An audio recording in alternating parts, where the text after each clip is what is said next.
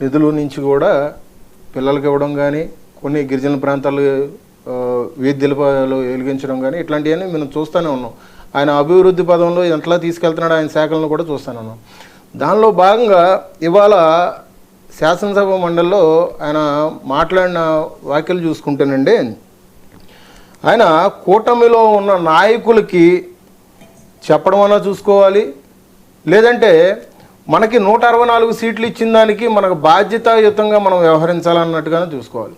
ఎందుకంటే ఇక్కడ వైసీపీ వైఖరి ఏ విధంగా ఉందంటే, ఇటు పక్కన స్కాముల రూపంలో కానీ, ఇటు పక్కన వాళ్ళ తప్పిదాలు కానీ, వాళ్ళకు సంబంధించిన వ్యక్తులు ఇవాళ రోజున మీడియా ముఖంగా దూషణలు చేయడం, అసెంబ్లీకి రాకుండా వాళ్ళు మాట్లాడడం, వాళ్ళు తప్పు చేసినా కానీ వాళ్ళు సమర్థించుకొని బూతులతో మాట్లాడడం, కులాలు అనే కుంపటిని ఇవాళ రాష్ట్రంలో ఫస్ట్ మాట్లాడుతుంది వైసీపీ నాయకులు.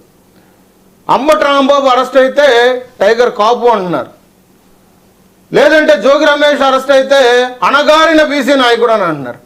కూటమిలో ఎక్కడా కూడా మేము కులాల గురించి ఎప్పుడు మాట్లాడలేదే. ఎందుకంటే మాకు 164 సీట్లు ఇచ్చిన దానికి మేము ఇవాళ రోజున ప్రజలకు మేము సమాధానం చెప్పుకోవాలి.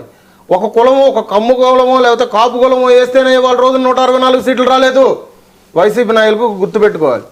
పవన్ కళ్యాణ్ గారు వచ్చిన తర్వాత కులాలు విడదీసే ప్రయత్నం చేశారంట. ఏ విధంగా చేశారు?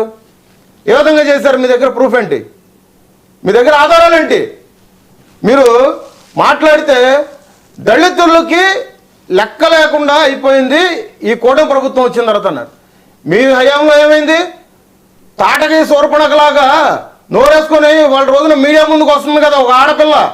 మేము అనకూడదు, ఆడవాళ్ళు మేము మాట్లాడకూడదు, కానీ ఆ రాక్షస జాతికి సంబంధించిన వాళ్ళని ఏమన్నా చేసుకోవచ్చు అనేది పురాణాల్లోనే ఉంది.